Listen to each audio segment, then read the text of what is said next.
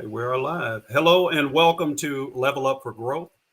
This is a panel discussion taking your tech from idea to impact. And on behalf of our president, Ron Busby Sr., our board, our chambers, and our staff, I want to thank you for attending. Now, I'm Phillip W. Dunn, Program Manager with U.S. Black Chambers, Inc., affectionately known as the national voice of Black businesses. And we represent over 140 Black chambers of commerce and small businesses across the nation. And we're founded on 5 pillars of service: advocacy, access to capital, contracting, entrepreneurial training, and chamber development. Now, this webinar was crafted in collaboration with our chambers of commerce, providing technical assistance and resources to businesses across the United States with the U.S. Small Business Administration's Community Navigator pilot program. Now, we want to thank you for your assistance in developing and sharing this program. Now, our team at USBC, as well as our 20 Navigator chambers, look forward to being a resource to you and to your business as you navigate through this journey.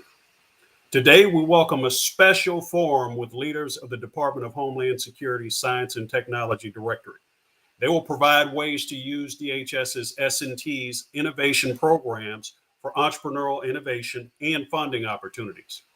Our distinguished panel of speakers includes Megan Mahle with the Department of Homeland Security Science and Technology's Office of Industry Partnerships, where she is the director; Melissa O, who's the Department of Homeland Security's S&T Silicon Valley Innovation Program Managing Director; Dusty Lane, who's the Department of Homeland Security Small Business Innovation Research Outreach Manager; and Dee Parker, who is DHS's S&T Industry Liaison. Now, today we welcome you to this panel discussion. We're going to take your tech from idea to impact, and we're going to provide some ways for you all to use DHS's S&T's innovation programs for entrepreneurial innovation and funding opportunities. So before we introduce today's first speaker, I encourage you to drop your questions into the chat, and we will address as many as possible towards the end of today's webinar. And any questions that we don't get a chance to answer during the webinar, we'll make sure to get those answered for you after the webinar.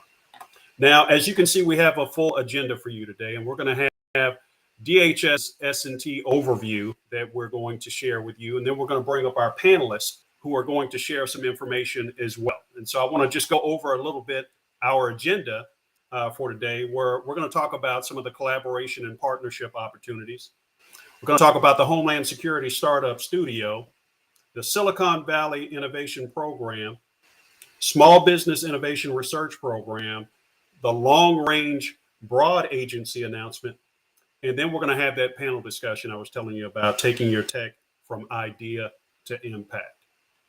So with that, our first panelist is Megan Mahle, the Director of Industry Partnerships at DHS S&T. And her role in Industry Partnerships Division is to lead the formation and sustainment of internal and external partnerships across R&D communities. Now, these efforts, they enable joint R&D, and they result in stronger connections with the developer and user communities. Industry Partnerships is responsible for innovation mechanisms such as Small Business Innovation Research, Silicon Valley Innovation Program, Prize Authority, and Broad Agency announcements, and post-R&D activities associated with technology transfer and commercialization. Ms. Mahle has been with S&T since February 2008, serving in several positions, including as a Cybersecurity Division Business Operations Manager, as well as the CSD Program Manager for the Law Enforcement Support Portfolio, including the anonymous networks and currencies, cybersecurity forensics, and insider threat projects, and program support contractor for the Command, Control, and Interoperability Division. That's a mouthful. She holds a bachelor's degree from Mary Washington College and a master's degree from Catholic University. I'd like to introduce everyone to Director Megan Mahle. Megan, how are you today? I'm doing well. Thanks so much for having us. Thank you. Hello, everyone. Thanks so much for having us today and letting us provide some information about DHS Science and Technology. We're just going to this is tip of the iceberg and hopefully the start of many conversations. As you'll see, a big piece of what we are interested in is further engagement. So please keep that in mind as we're going through things. Consider this the first of a conversation, the start of a conversation. We certainly want to keep the dialogue going. So next slide, please. So the Science and Technology Directorate, if you're not familiar, which we have found that many people are not, we are the Department of Homeland Security's science advisor. We do the primary portion of the research and development for the department. When DHS was stood up, most of the R&D funding was put into the Science and Technology Directorate. So we work very closely with the DHS operational components like Secret Service, Customs and Border Protection, to address their requirements. Right now, the things they need right now and things in the future. We also run a number of laboratories. We work with academic institutions. We work with international partners, and we work with industry. So we know that research and development is not going to happen just within the government. And so we are looking to partner as broadly as possible. And that is part of the reason we are here today. Next slide, please. So the Office of Industry Partnerships, as you'll hear about throughout today's presentation, we have three main areas of interest. The first is outreach and engagement. So doing sessions like this, we want to meet new innovators. We want to bring new people to DHS so that people are aware of our mission space because it is very diverse. And we know that there is a lot going on in industry that the department is interested in. And we also know that people have not heard about us. And so we are trying to lower the bar to be able to come and work with us. But we want to diversify our partnerships. We don't want the same companies coming to us all the time. We know there's great value in small businesses, in the startup community, in citizen innovators. So we want to harness what's going on in the commercial sector and partner to provide end users access to those technologies. And then after that, we have a number of innovation funding programs, and you'll hear about several of those today. So we provide funding to the private sector to partner with us in specific areas around certain missions. And then finally, we know that it is very important to make sure that the funding that we are putting out there and the technologies that we're developing are moved to the marketplace. We are not doing research just to do research. We also know that the Department of Homeland Security partners very broadly. We have a very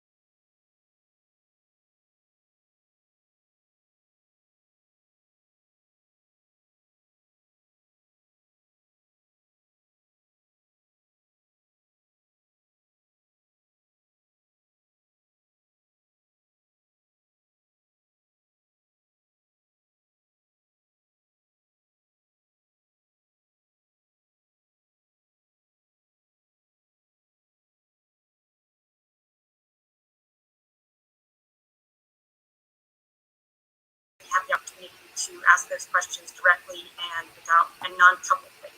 Once the pre-solicitation closes and the solicitation opens, there is an opportunity to submit questions. However, those questions will be collected and the answers will be posted so that everybody can see them on sam.gov, which is the place where the solicitation itself is.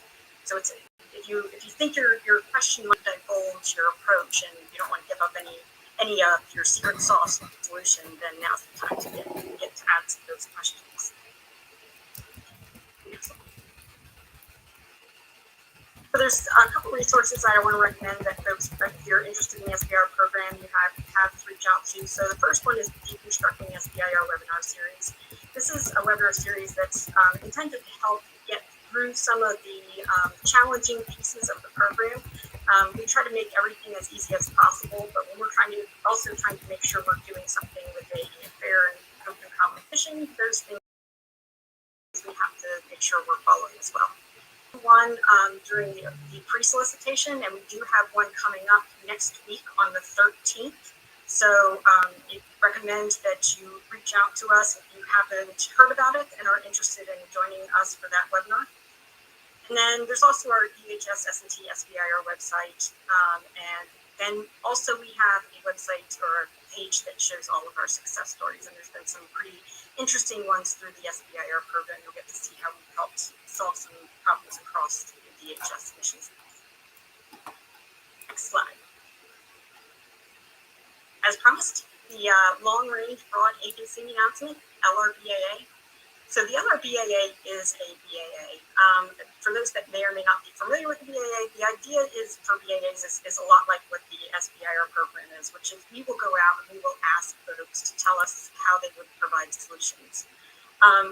Typical BAAs are structured often very much like the SBIR, where we have a particular gap and you're going to respond to it. The LRBAA is a little bit different in that it goes a little bit broader. We will pick sort of mission areas and we'll keep those open for a longer period of time. The initial submission doesn't have a specific due date, and I'll talk more about the process in the next slide.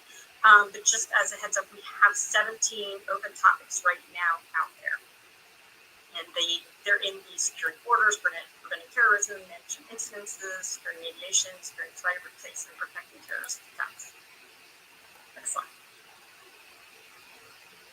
So the chevron graphic that you see here is a little bit different than the one we had for the SBIR. This process is not the process of the technology development, and that's why I call it a three-step process. The idea here is we know we have these topics that are fairly broad and they're high level, and so we don't want to shove anybody into on either the industry side or the government side into a heavy lift in terms of what's required. So we start very light, and it's a 3-page white paper and a quad chart that is submitted.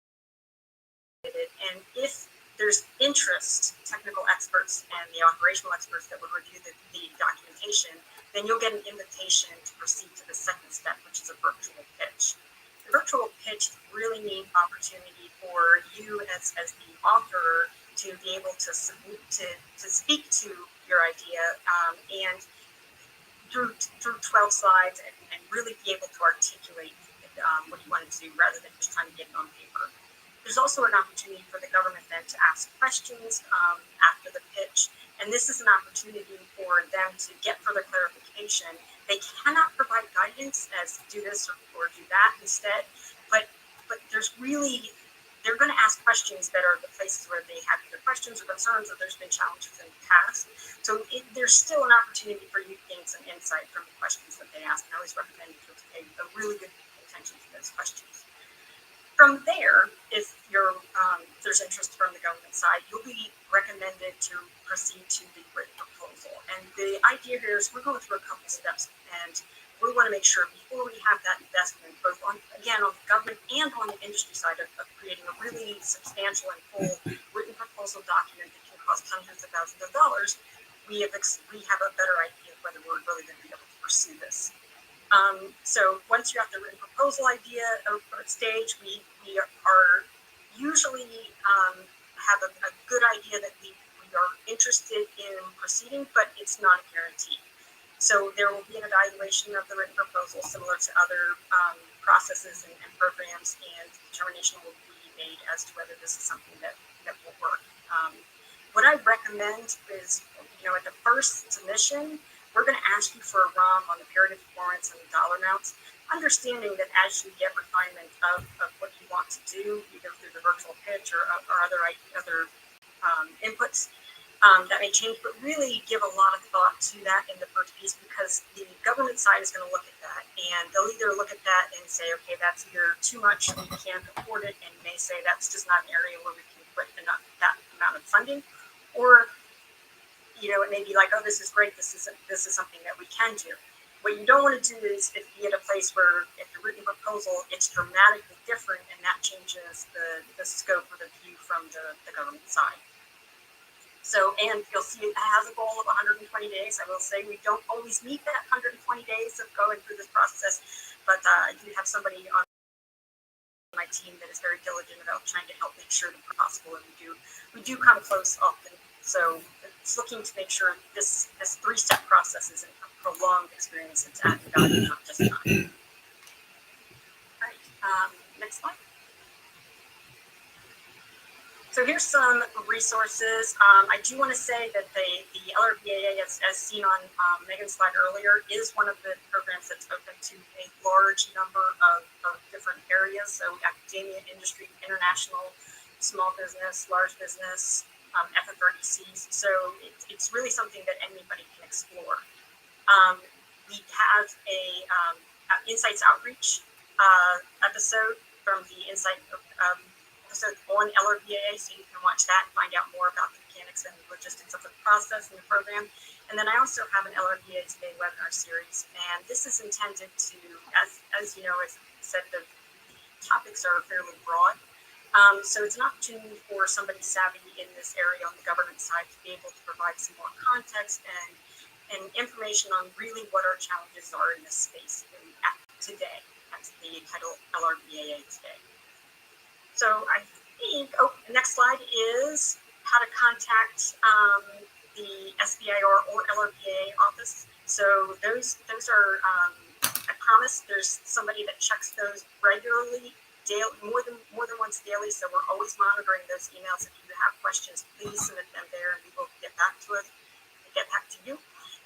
And please join our mailing list. We send out, as Melissa indicated, we'll be sending out information, like the pre-solicitation is open now. We'll be doing open solicitation hopefully mid-December, and we'll send out information through all kinds of ways. So keep us in mind. That is my last slide. So I believe I will be introducing Dee Parker, who is one of the fabulous folks that's part of the OIP team, and a great person to know, to contact. Welcome, Dee. Thank you so much, Dusty. I am super excited to be here today, and I just want to thank everyone for this invitation to speak. So throughout my quick little presentation, I will answer the following questions for you. What does an industry liaison do? What industry outreach services do I provide? What kind of products are available to you, and how to get in contact with me? So, what does an industry liaison do? So I really like to get a little creative when it comes to trying to get you to understand my roles and responsibilities over here. So I'm going to compare it to something, since it's the holiday season, which everyone loves, shopping. So most of us go online to do shopping. When you go first to that site, there is a broad spectrum of products that pop up depending on what you're searching for. It will then tailor it down depending on what best fits your needs. So that's my role in a nutshell. You tell me how you want to engage with S&T and DHS, and I will tailor it to your needs. So first, I serve as a connection point for stakeholders, such as yourselves, and engage the innovative community opportunities and how to partner with S&T. I receive inquiries daily directly to our innovation inbox, and it's a way for industry to connect with us over here so that I can answer any questions that you have. I also work with DHS components, federal agencies, and other external stakeholders. I will then filter those inquiries to the appropriate person or persons so that they can review your company's technology and capabilities to determine the next steps and if it's a great fit for DHS and S&T. And then we can establish those one-on-one meetings. Also, I coordinate, plan, and support industry-related events such as conferences and industry engagement sessions and webinars, as you see here. So the second question, how can you work with S&T? How do you get started? Okay, raise your hand. You should have been listening to Megan. Best way is to learn more about innovation and funding opportunities and collaboration opportunities and research needs is our wonderful new partnership guide. So this booklet is a comprehensive guide for the innovation community to better understand what S&T is looking for and how to approach us. In the guide, you'll find more information on how S&T supports the full life cycle of innovation from engaging with innovators and other partners to develop and adapting solutions. Secondly, S&T's 5 key mission focus areas are detailed descriptions of priority research, development, tests, and evaluation needs, and how you can connect directly with S&T in giving your organization's type and interest. Now, I know that burning question that everybody wants to know about, how do you keep in contact with them? So next slide. So I encourage you, anyone that's interested, we have a listserv. So we want you guys to sign up to our listserv. We'll send you information, and we will not bog down your emails. But it's a great way for you to understand and learn about what's going over here at S&T. So we can add you to our listserv. And it will also give you a way about all of those new opportunities that Melissa and Dusty was talking about, as well as Megan. It'll be right at the touch of your fingers. That's why we have our social media connection here on this slide. That's the best way to get the latest news on what's going on over here at S&T and the DHS. So if you have any questions outside of what you've learned today, please do not hesitate to contact me right there at sandt.innovation@hq.dhs.gov. We are a team of 3, but we are truly mighty. We will get back to you within 24 to 48 hours. So if you have any questions, it's monitored daily. I'm here to assist. And back over to you, Phillip. Thanks for this opportunity.